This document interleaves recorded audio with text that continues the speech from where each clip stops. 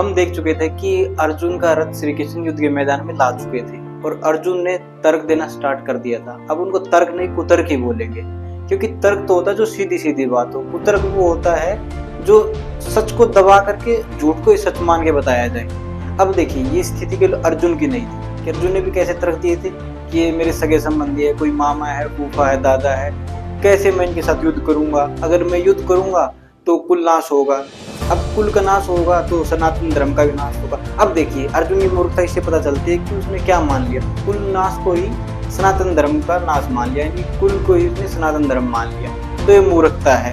इसके ऊपर भी आगे श्री कृष्ण अच्छे से बताएंगे। अब उन्होंने ऐसे ऐसे कुतर्क दिए अर्जुन ने कि इनको मारने से क्या होगा, मुझे स्वर्ग की भी लालसा नहीं है, अब कोई झोपड़ी में रहने वाला भी नहीं मारना।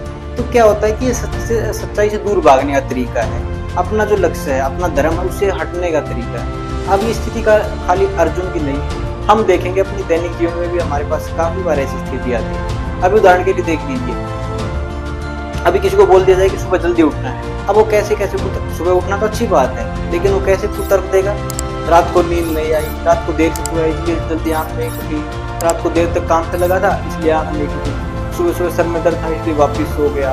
अभी कोई बोलेगा कि सुबह उठ तो गया था, फिर मैं सोचा कि 5 मिनट के लिए लेट लेता हूँ फिर उठ जाऊंगा, तो फिर इसलिए नींद आ गई। अभी क्या है, ये कुतर्क देने हैं, क्योंकि जिसको उठना होता है उठ जाता। अब वही श्री कृष्ण बात कर रहे हैं कि जीवन का लक्ष्य सुख पाना नहीं होता, अच्छे कर्म करना होता है, मुक्ति होता है, भला करना होता है। अच्छा काम में सुख मिलेगा दुख मिलेगा वो नहीं होता, काम अच्छा है इसलिए करना है। अब ये स्थिति अर्जुन की नहीं थी, हम सबके ऊपर लागू है, इसलिए श्रीमद् भगवत गीता कुछ विशेष है। तो अर्जुन ने कैसे कैसे तर्क दिए कि कुल धर्म का नाश होने से सनातन धर्म का विनाश होगा, अब मैं इनको मार भी दूंगा तो क्या फायदा होगा। अब खाली उसने कुतर्क नहीं दी। अब अज्ञान में देखिए आदमी किस कदर तक चला जाता है। उसने बोला कि ये पाप मैं क्यों करने जा रहा हूँ, और ये छोड़ के निर्णय क्या सुना दिया कृष्ण को कि मैं युद्ध नहीं करूंगा, और साथ ही साथ उसने खुद तो बता दिया कि मैं पाप करने जा रहा था, और साथ में इल्जाम श्री कृष्ण के ऊपर भी लगा दिया, कृष्ण आप भी कुछ कम नहीं है, आप भी मुझे रोक नहीं रहे और युद्ध के लिए उकसा रहे हैं, तो आप भी मेरे से कम पापी नहीं है। अब श्री कृष्ण को भी किस में खड़ा कर दिया कि पाप वाली कैटेगरी में खड़ा कर दिया कि मैं अकेले पापी थोड़ी हैं, आप भी तो पापी हो, आप भी हमारे साथ खड़े हो कि कृष्ण हम ये सही नहीं कर रहे, यानी खुद को कृष्ण को भी उसके अंदर ही घसीट लिया। अब लेकिन श्री कृष्ण कुछ बोल नहीं रहे, वो खाली मुस्कुरा रहे हैं देख करके, क्योंकि श्री कृष्ण तो जानते हैं। अब देख लिया उन्होंने अर्जुन की अज्ञानता, अर्जुन का मोह। उन्होंने एक चीज क्या देखी कि अर्जुन के अंदर मोह तो है, लेकिन एक लालसा भी है प्रेम की, एक ज्योति है प्रेम की जो जलनी शुरू हुई है, खाली उसको थोड़ी सी आग देने की जरूरत है, ज्योति जल जाएगी प्रेम की। तो श्री कृष्ण ने इसलिए उसको मोह हटा करके प्रेम सिखाया। अब उसको असली धर्म बताया। अब उसको बताया कि जिंदगी सुख के लिए नहीं है, अब सुख और दुख आगे से चलो, सुख से और दुख से आगे चलो, वो है जिंदगी। अब श्री कृष्ण ने उसको बताया कि क्या नाशवान है और क्या अमर है। तो उन्होंने स्वर्ग नरक से भी आगे अमरत्व की तरफ लेकर के गए उसको, और मोह हटा करके उसको सिखाया प्रेम क्या होता है। इसलिए श्रीमद् भगवत गीता अलग है।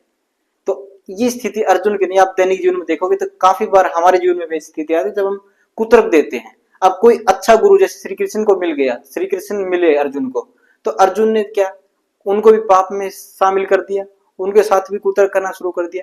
देखिए शुरुआत में हर एक साधक गुरु के लिए ऐसा ही होता है। अब वो गुरु क्या होता है, गुरु होता है लोहार की तरह, वो पीटता है, छेदता जैसे लोहे को, और एक अच्छा आकृति का कोई तैयार कर देता है चीज। इसी प्रकार गुरु भी ऐसा ही करता है। अब अर्जुन के साथ भी वही दुविधा थी, श्री कृष्ण उसको अमरत्व की तरफ लेकर के जा रहे थे, प्रकृति से पार लेकर के जा रहे थे, लेकिन हम बड़े आलसी कमजोर लोग हैं, हमसे सहन होता नहीं, असली चीज हम सहन कर नहीं पाते, इसलिए हमारे दैनिक जीवन में भी हम दुखी रहते हैं।